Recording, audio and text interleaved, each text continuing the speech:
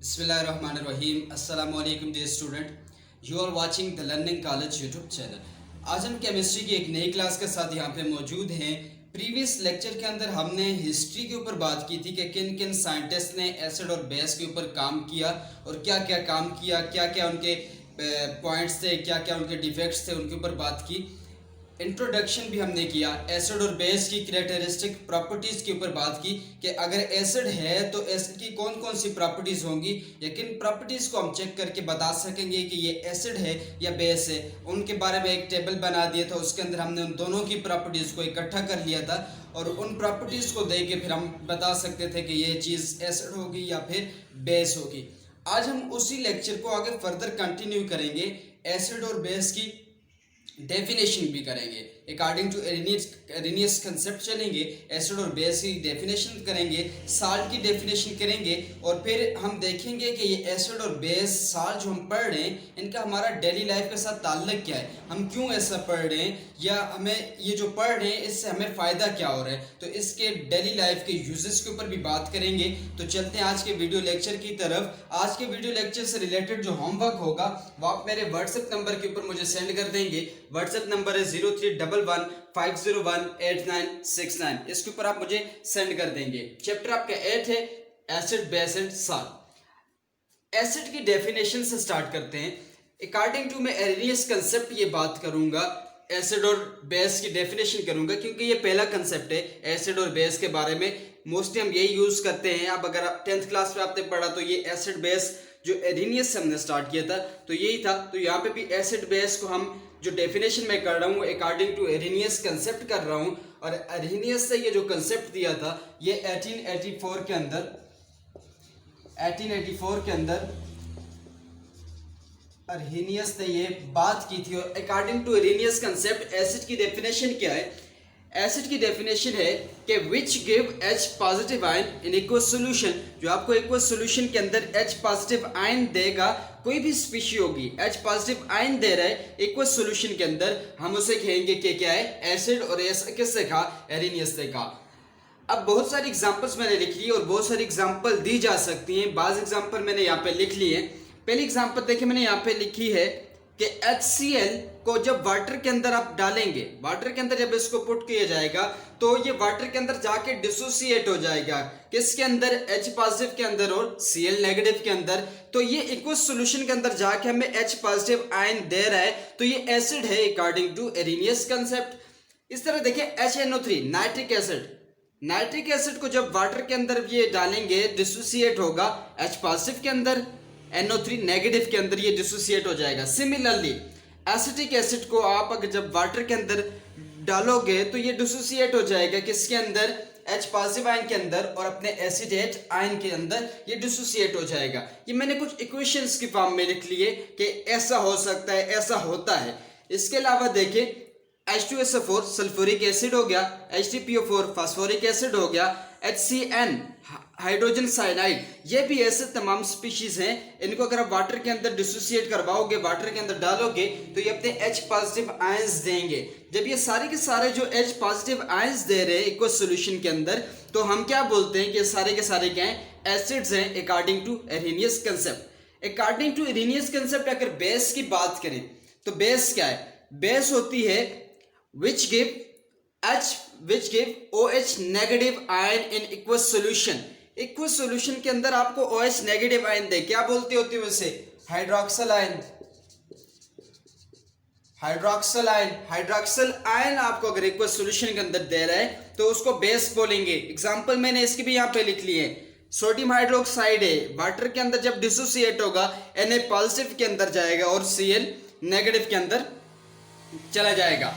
इसी तरह KOH है, पोटेशियम हाइड्रोक्साइड है, पोटेशियम पॉजिटिव आयन देगा, OH के नेगेटिव आयन देगा। इसी तरह अमोनियम हाइड्रोक्साइड है, जब अमोनियम हाइड्रोक्साइड वाटर के अंदर जाएगा ये भी डिसोसिएट होगा और आपको कौन सी चीज देगा जी? एक्वस सॉल्यूशन के अंदर आपको ये दे देगा NH4 पॉजिटिव और साथ में OH नेगेटिव। तो आप देखें ये तमाम स्पीशीज जो हैं, ये तमाम जो बेसेस हैं वाटर के अंदर जब जाएंगी तो आपको OH नेगेटिव आयंस दे रही हैं। जब OH नेगेटिव आयंस दे रही हैं तो मतलब क्या है? ये बेस है अकॉर्डिंग टू एरेनियस कंसेप्ट। इसके अलावा मैंने ये तो इक्वेशंस के फॉर्म में लिख लिए। देखें CaOH होल ट्वाइस, मतलब calcium hydroxide, magnesium hydroxide, aluminium hydroxide, ये मैंने बेसिस लिख लिए हैं। इसके अलावा बहुत सारी बेसिस हैं, आगे हम पढ़ते जाएंगे तो मुख्तलिफ बेसिस को हम यूज़ भी करेंगे, उनके नाम भी लिखते जाएंगे।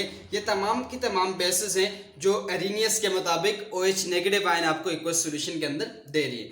याद रखना है ये जो एसिड और बेस है, एसिड बेस दोनों, देखिए एसिड स्ट्रांग भी हो सकता है, एसिड वीक भी हो सकता है, बेस भी स्ट्रांग हो सकती है, बेस भी वीक हो सकती है। तो ये दोनों एसिड, स्ट्रांग एसिड भी हो सकते हैं, वीक एसिड्स भी हो सकते हैं, वीक बेसिस भी हो सकती हैं, स्ट्रांग बेसिस भी हो सकती हैं। आने वाले लेक्चर्स के अंदर हम स्ट्रेंथ के ऊपर बात करेंगे कि ऐसा क्यों होता है, कि एसिड स्ट्रांग क्यों होता है, बेस स्ट्रांग क्यों होती है, वीक दोनों क्यों होते हैं, इसके ऊपर बात करेंगे। ये एरेनियस के मुताबिक जब हम चल रहे हैं तो एरेनियस के मुताबिक ये जो डेफिनेशन तो हमने कर ली, तो अगर इसकी मैं लिमिटेशन के ऊपर बात करूं, लिमिटेशन अगर आपको बताऊं, प्रीवियस जो लेक्चर था उसमें हमने शॉर्ट से इसकी लिमिटेशन बता दी थी आपको। इसकी अगर मैं लिमिटेशन बताऊं तो देखिए पहले लिमिटेशन इसकी आ जाती है ये एक्वस सॉल्यूशन। इसने एक्वस सॉल्यूशन के अलावा, मतलब सॉल्वेंट इसने एक्वस रखा है, अगर हम एक्वस सॉल्यूशन के अलावा, एक्वस सॉल्वेंट के अलावा अगर कोई चीज इस्तेमाल करेंगे, अदर देन एक्वस, हम अगर कोई सॉल्वेंट इस्तेमाल करेंगे, तो इसने वहां पे कोई नहीं बताया कि वहां पे एसिड और बेस का क्या कंसेप्ट होगा कि अगर हम सॉल्वेंट को एक्वस न रखें।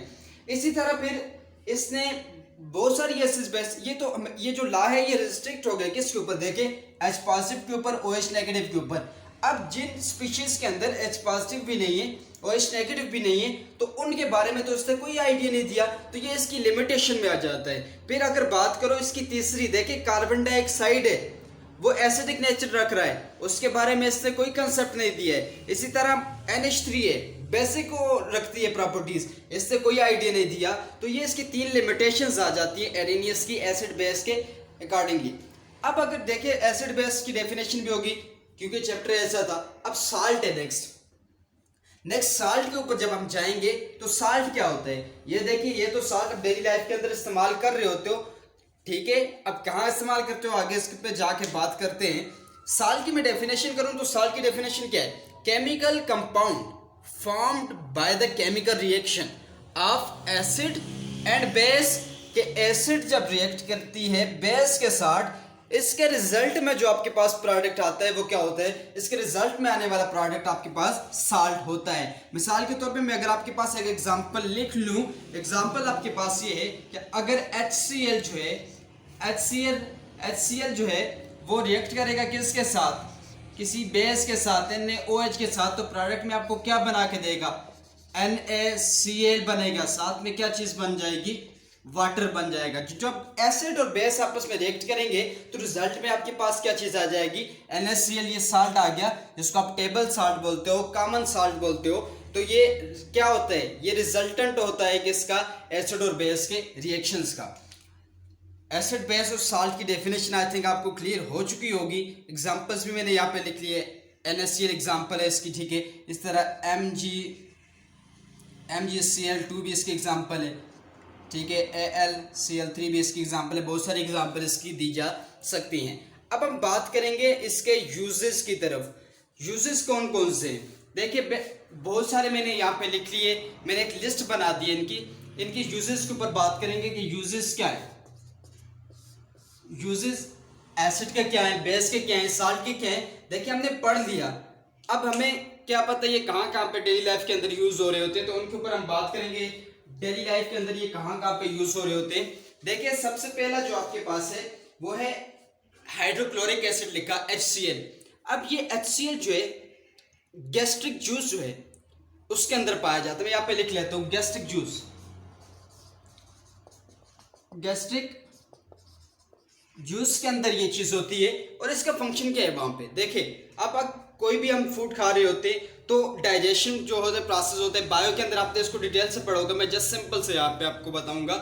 गैस्ट्रिक जूस के अंदर जो होता है वो HCl होता है। अब डाइजेशन के अंदर HCl का क्या काम है, जब डाइजेशन हो रही होती है तो HCl उसके अंदर जाके उस फूड को डाइजेस्ट होने में मदद कर रहा होता है।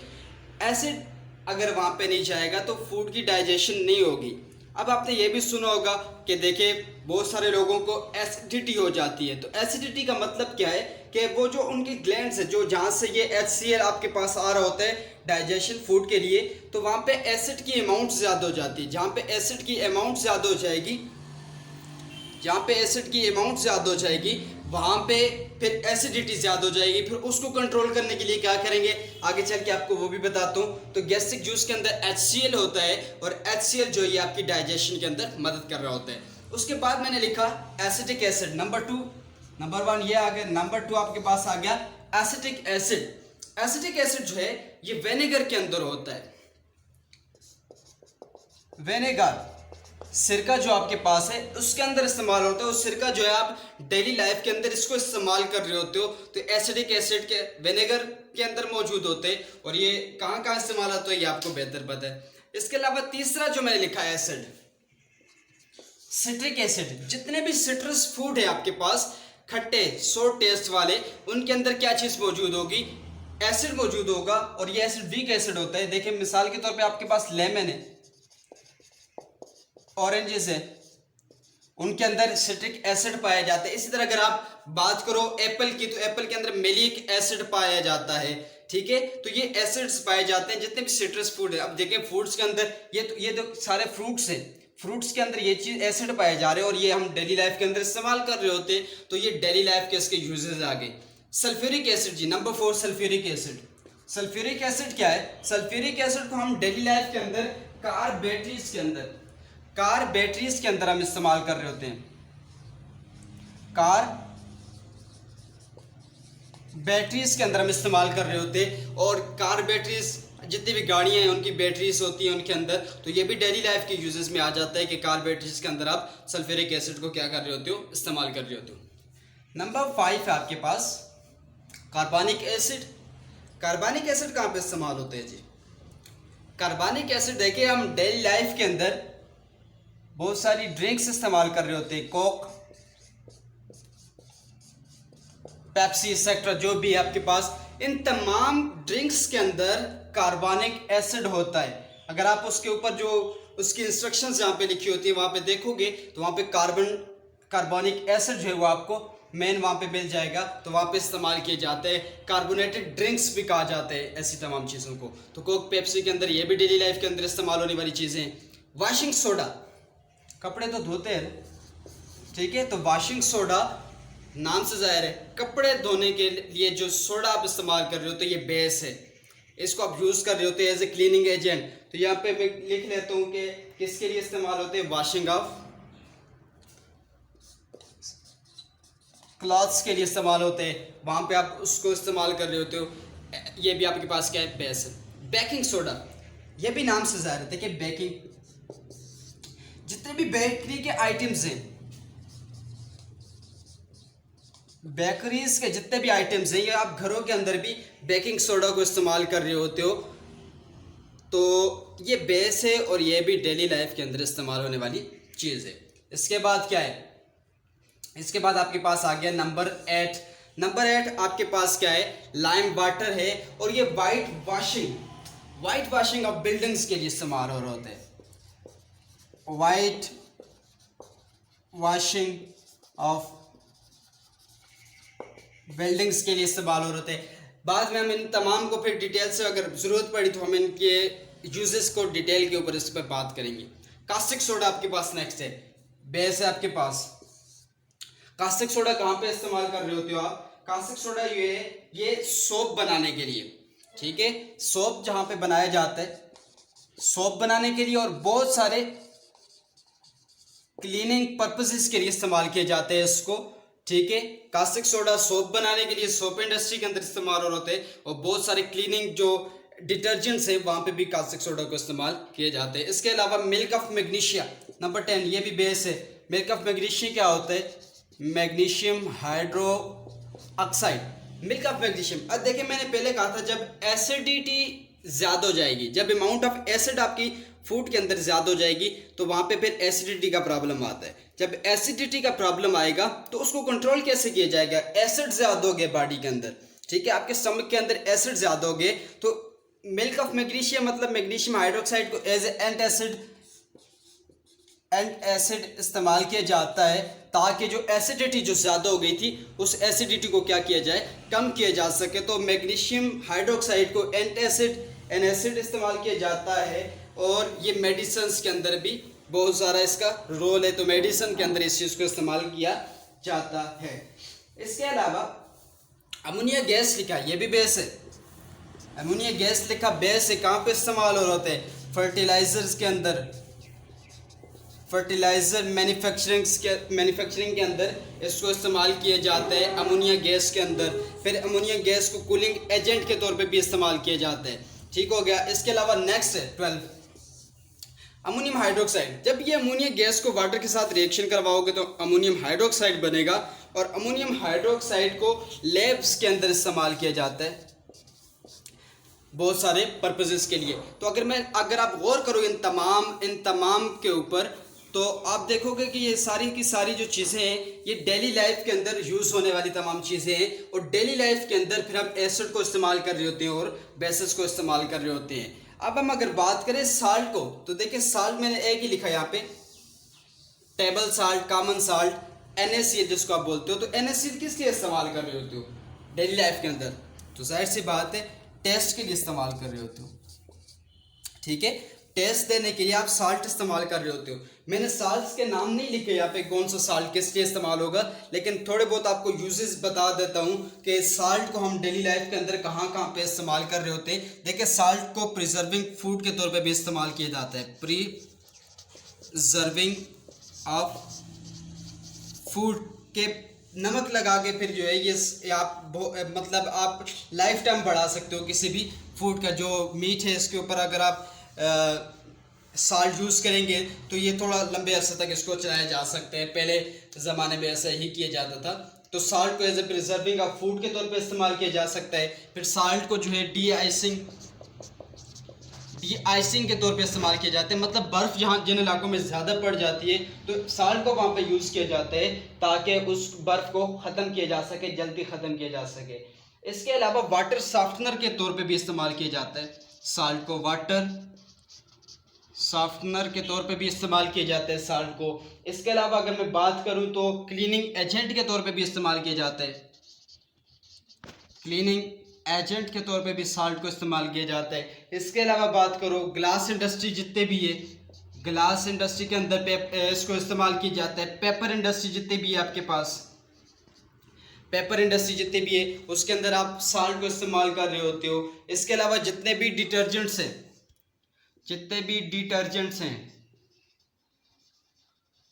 डिटर्जेंट्स के अंदर साल्ट को इस्तेमाल किया जाता है। इसके अलावा बात करो कन्फेक्शनरीज जितनी भी हैं, कन्फेक्शनरीज मिठाइयाँ जो बनाई जाती हैं उसके अंदर साल्ट का इस्तेमाल किया जाता है। इस तरह टूथपेस्ट जो है आपके पास, इसके अंदर भी साल्ट का इस्तेमाल किया जाता है। टूथपेस्ट साल्ट का इस्तेमाल किया जाता है। इसके अलावा बात करो कहाँ कहाँ पे साल्ट का इस्तेमाल किया जाता है। बहुत सारे साल्ट साल्ट ऐसे हैं जिनको ब्लड को एगुलेंट के तौर पे इस्तेमाल किए जाते हैं, मतलब जहाँ पे ब्लड ज़्यादा जो है वो बह रहा होता है तो वहाँ पे उस साल्ट का इस्तेमाल किया जाता है।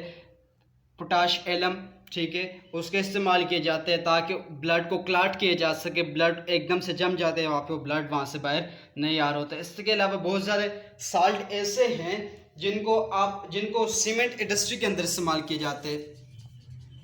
सीमेंट इंडस्ट्री के अंदर या सिरेमिक जितने भी बर्तन बनाए जाते हैं उनके अंदर वहाँ पे इस्तेमाल किया जाता है। लग्जेटिव जितने भी हैं, लग्जेटिव, ठीक है, लग्जेटिव किसको बोलते हैं? कब्ज़ की जो अद्वियात होती हैं उनके अंदर जो है इसको इस्तेमाल किए जाते हैं एज अ लग्जेटिव। इसके अलावा बैक्टीरिया को किल करने के लिए, एल्जीज को किल करने के लिए, किल द एल्जीज को मारने के लिए, पानी की प्यूरिफिकेशन के लिए इसको इस्तेमाल किया जाता है। बहुत सारी आपके पास एग्रीकल्चरल पर्पसेस के लिए इस्तेमाल किया जा सकता है। अब अगर मैं बात करूँ ये पूरे टॉपिक की, तो एसिड, बेस और साल्ट तो हमने पढ़ लिया। कहाँ कहाँ पे इस्तेमाल किए जा रहे हैं, बहुत ज़्यादा ज़रूरी है। एसिड हमारी लाइफ के लिए, बेस हमारी लाइफ के लिए बहुत ज़्यादा ज़रूरी है, साल्ट हमारी लाइफ के लिए बहुत ज़्यादा ज़रूरी है। तो देख लें कि ये जो हम एसिड और बेस और साल्ट पढ़ रहे हैं, ये वैसे नहीं पढ़ रहे, बल्कि ये हमारी डेली लाइफ के अंदर इस्तेमाल होने वाली हर चीज़, ये तो मैंने आपके सामने 5% चीज़ें रखी हैं जिनके अंदर ये चीज़ें इस्तेमाल हो रही हैं। तो डेली लाइफ के अंदर अगर आप जो चीज़ उठाओगे तो वहाँ पे एसिड, बेस और साल्ट का बहुत ज़्यादा रोल होता है। वो हमारे लिए काम कर रहे होते हैं, हमारे लाइफ के लिए ज़रूरी होते हैं।